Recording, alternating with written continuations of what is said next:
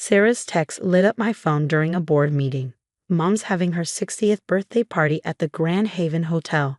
She says you're not invited to the VIP section. James agreed with her. My own husband, siding with his mother again. I kept my expression neutral as I ended the call with our Tokyo investors, my finger hovering over my sister-in-law's message. The irony would have been laughable if it wasn't so painful. The Grand Haven Hotel was just one property in the luxury hotel chain I'd built from the ground up over the last decade, a fact my mother-in-law, Margaret, had no idea about. To her, I was just her son's trophy wife, a pretty face who'd trapped her precious boy into marriage. Ms. Chen, the Singapore team is ready for their update, my assistant Andrew reminded me. I nodded, pushing thoughts of Margaret's party to the back of my mind. I had an empire to run, even if my in-laws thought I spent my days getting manicures and shopping. The thing about assumptions is that they're easy to make and hard to correct. When I met James 5 years ago, I was already a successful businesswoman, but I kept my professional life private. My company operated under my Chinese family name, Chen, while I used James's surname Williams in my personal life. It wasn't intentional deception, just a separation of worlds that have proven useful over the years. Margaret had made her opinion of me clear from day one. A girl from nowhere, she'd said to James, loud enough for me to hear. No family connections, no proper education. She'd never bothered to ask about my background, and I'd never bothered to correct her assumptions. James, eager to keep peace, had always brushed off his mother's behavior. It's just how she is, he'd say. She'll warm up to you eventually. 5 years later, I was still waiting for that warmth. I finished my calls and pulled up Sarah's text again. The party was this weekend, a lavish affair for 300 guests at my flagship hotel. Margaret had been working with my events team for months, though she'd never met the owner. Me, she just dealt with the managers, throwing around James's name to demand special treatment. Andrew, I called. Get me Thomas from the Grand Haven. Thomas, my hotel manager, answered on the first ring. Ms. Chen, I was just about to call you about Mrs. Williams's birthday party. She's been quite demanding. I could imagine. Tell me everything. The list was extensive. Margaret had insisted on the presidential suite at a discount because her son was friends with the owner. She demanded exclusive use of the VIP lounge where she planned to host an intimate gathering for select guests after the main party, a gathering I wasn't invited to despite being her daughter-in-law. She mentioned you might come, Thomas said carefully. She was quite specific about where you should be seated. In the back, by the kitchen entrance. Of course she was. I pulled up the guest list on my laptop. All of Hartford's elite would be there. Judges, politicians, old money families. People Margaret had spent her life trying to impress. People who, ironically, I often sat with in board rooms and charity committees, though she didn't know that. Thomas, maintain all her arrangements, I decided. But I want the security team briefed. And make sure Vincent is bartending the VIP lounge. Vincent was our best mixologist, and more importantly, he knew exactly who I was. The day of the party arrived bright and clear. James had left early to help his mother prepare, leaving me to get ready alone. Mom thinks it's better if we arrive separately, he'd said, not meeting my eyes. You understand, right? I understood perfectly. I chose my outfit carefully, a simple black Chanel dress, elegant but understated. No need to compete with Margaret's guaranteed extravagance. I arrived exactly on time, walking into the grand ballroom I'd helped design 3 years ago. Margaret had outdone herself. Ice sculptures, champagne fountains, a string quartet playing in the corner. She stood holding court near the entrance, resplendent in a red designer gown, James dutifully by her side. Oh, you came, she said when she spotted me, her smile not reaching her eyes. The general seating is that way. James, darling, help me greet the mayor. I watched them walk away, noting how James's shoulders tensed. He knew what his mother was doing was wrong, but he'd never stand up to her. Not without a push. I made my way to my assigned table, next to the swinging kitchen doors. A few other outcasts were seated there. The second cousins Margaret tolerated, a neighbor she felt obligated to invite. They avoided my eyes, not wanting to be associated with the snubbed daughter-in-law. The evening progressed exactly as Margaret had planned. Dinner was served, speeches were made, and then came the announcement about the VIP gathering in the exclusive lounge. Only those with golden wristbands. Margaret trilled into the microphone. James, make sure all our special guests find their way upstairs. I watched as half the party made their way to the elevators, golden bands glinting on their wrists. James cast a guilty look my way before following them. Perfect timing. I pulled out my phone and texted Thomas, time for phase 2. The next hour was a masterclass in subtle revenge. First, the air conditioning in the VIP lounge mysteriously malfunctioned, blasting heat instead of cool air. Then the premium liquor bottles kept coming up empty when Margaret's favorites were ordered. Small inconveniences, nothing too obvious. I sat at my kitchen-adjacent table, sipping champagne and waiting. 3, 2, 1. Right on cue, Margaret came storming out of the elevator, her face flushed with anger and heat. "Where is the manager?" she demanded. "This is unacceptable. Do you know who I am?" Thomas appeared, perfectly professional. "Is there a problem, Mrs. Williams?" "Everything is a problem. The air conditioning, the drinks, the service. I want to speak to the owner right now." "Of course," Thomas said smoothly. "Ms. Chen is actually here tonight." Margaret's face turned triumphant.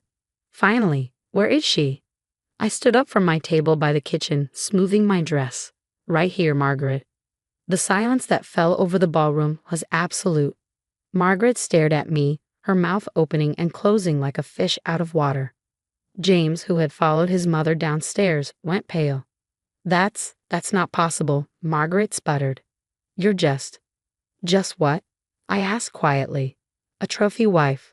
A girl from nowhere. The owner of this hotel and the entire Grand Haven chain. All of the above, actually." The whispers started. Of course, half the people here knew me as Ms. Chen, the businesswoman. They were just now connecting the dots.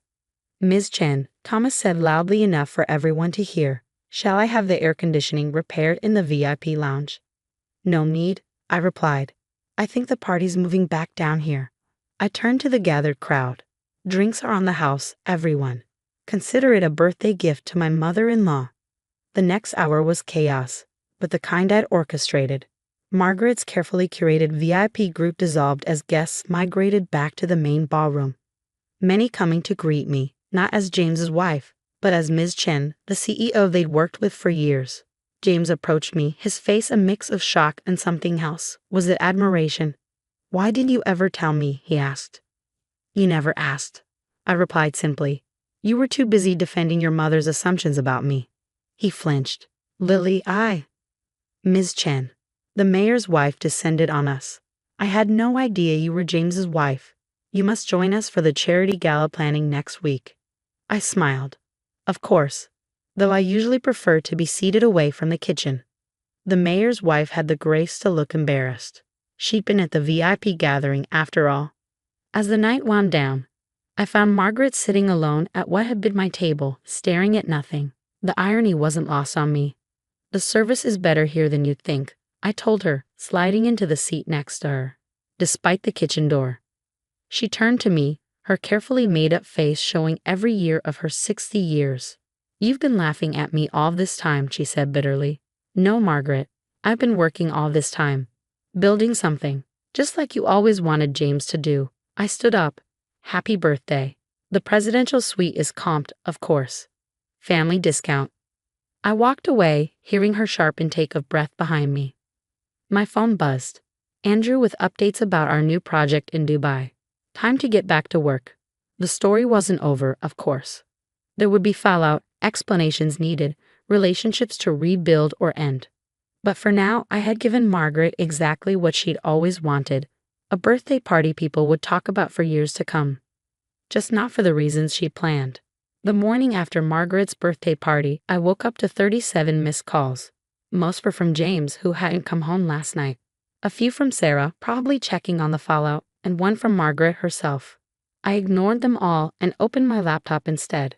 The Asian markets were closing, and I had decisions to make. Being publicly revealed as Ms. Chen meant I could no longer maintain the careful separation between my personal and professional lives. Time to get ahead of the story. "Andrew," I said when he picked up, "schedule a press release. It's time to put a face to the Grand Haven brand." My phone buzzed again. "James." This time I answered. "Where are you?" His voice was rough, either from lack of sleep or too much drinking. In my home office, where I am every morning at 7. You have a home office. I closed my eyes. 5 years of marriage, and he'd never once asked what was behind the double doors in our east wing. Had never wondered why I disappeared there for hours each day. We need to talk, he said. Yes, we do. But first, I have a board meeting. Come by my office, my real office, at noon. Your office, he repeated, like the words were in a foreign language. At the Chen Industries building downtown. 37th floor. Tell reception your wife is expecting you. I hung up before he could respond. There was a certain satisfaction in knowing he'd have to say those words, my wife, to get to me now. The morning passed in a blur of meetings and damage control. Word had spread fast in our social circles about last night's revelation. My PR team was already fielding calls from business magazines wanting to know how Hartford's most successful female CEO had managed to keep such a low profile. At precisely noon, my assistant buzzed. Mr. Williams is here. Send him in. James walked into my office like a man entering foreign territory. His eyes swept over the floor-to-ceiling windows, the modern art on the walls, the wall of awards I'd never displayed at home. He looked displaced in his casual clothes among the corporate sophistication. You've been busy, he said finally. For the past 15 years, yes. I gestured to the chair across from my desk, though you never noticed. He sat, running a hand through his disheveled hair. Mom's a mess. Of course that's what he led with. Always his mother first. Margaret's pride is hurt, I corrected. She'll survive. She says you humiliated her deliberately, set her up to fail at her own birthday party. No, she set herself up by trying to humiliate me. I just chose not to play the role she assigned me. James shifted uncomfortably. You could have told me about all this. Like you told me about agreeing to exclude me from the VIP section. He had the grace to look ashamed. That was wrong. I should have stood up to her. Yes, you should have.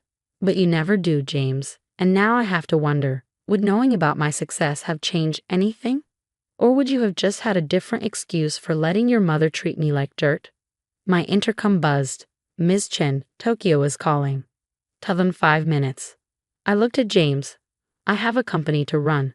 We can continue this conversation at home. He stood looking lost. When will you be home? When I finish work. Like always. Understanding finally dawned on his face. All those times he thought I was at yoga, or shopping, or lunch with friends, I'd been here, building an empire while playing the role his family had cast me in. The next few weeks were a crash course in reality for the Williams family. Margaret, unable to face her social circle after the party, fled to her sister's house in Florida. Sarah, who'd always been kinder than the rest, called to apologize for her years of condescension. I just assumed, she said, because Mom said. A lot of people assumed, I replied. That was their mistake. The business press had a field day with my story. Hidden CEO. The woman who built an empire in secret ran one headline. Trophy wife or business mogul. The double life of Lily Chen Williams declared another.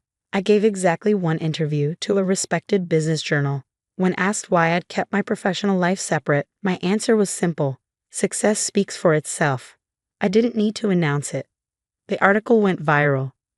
James moved into our guest room. We were in limbo, not quite separated, not quite together. He attended therapy, trying to understand his role in enabling his mother's behavior. I watched him struggle with the realization that his trophy wife was more successful than he'd ever be. Margaret returned from Florida after a month, considerably subdued. She requested a meeting through James. I'll see her at the hotel, I decided. In the VIP lounge. She arrived exactly on time, dressed with her usual elegance but missing her usual arrogance.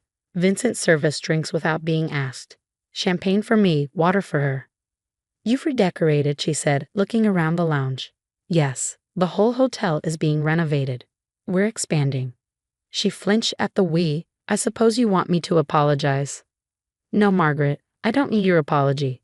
What I want is for you to understand something. I leaned forward.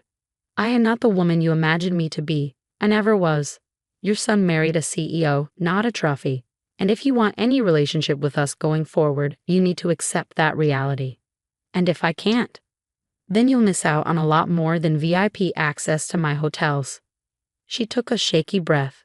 James is in therapy. Yes. Because of me? Because of himself. He's finally facing his own role in our dynamics. She stirred her water, the ice cubes clinking against the glass. And you? Will you forgive him? That depends on James, on whether he wants to be a partner or just a son who never grew up. The renovation works echoed through the building, a fitting soundtrack to our conversation about rebuilding. I looked you up, Margaret said finally. Your company, your achievements, the charity work. She paused. The scholarship program for underprivileged girls. Someone has to help the girls from nowhere achieve their dreams. She flushed, recognizing her own cool words thrown back at her. As she left, she turned back one last time. For what it's worth, I was wrong about you. I know, I replied. I always knew. That evening, I found James in my home office, really looking at it for the first time. He was studying the framed photo on my desk, us on our wedding day. I was so proud that day, he said without turning around.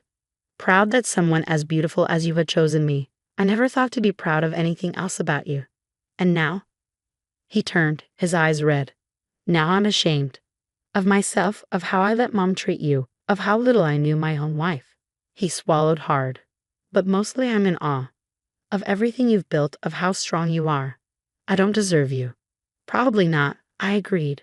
But deserving me isn't the point, James. Supporting me is. Being a true partner is. Can you do that? I want to try. He gestured to my desk. Show me. Tell me about your company, your work. Everything I should have asked about years ago. I sat down in my chair, watching him settle into the visitor's seat, just like in my downtown office. But this time, he was ready to listen. It started 15 years ago. I began with one small hotel and a dream. 3 months after Margaret's birthday party, we hosted another event at the Grand Haven. The official launch of our Asian expansion, combined with the announcement of a new scholarship foundation for women in business. James stood beside me as I gave my speech, his hand supportive on my back. Margaret sat in the audience, not in the VIP section, but not by the kitchen either. Progress comes in small steps. Sarah had joined my board of directors, bringing her legal expertise to the company. She'd broken free of Margaret's influence, finding her own voice in the process. As for me, I was finally fully myself. Lily Chen Williams, CEO of Grand Haven Hotels, and a woman who had built her success one careful brick at a time. No more hiding, no more playing small to soothe others' insecurities. The trophy wife was gone. In her place stood what had been there all along, a woman who had built an empire while others underestimated her. A woman who had turned assumptions into advantages and silence into strength. After all, sometimes the best revenge isn't just success. It's success on your own terms.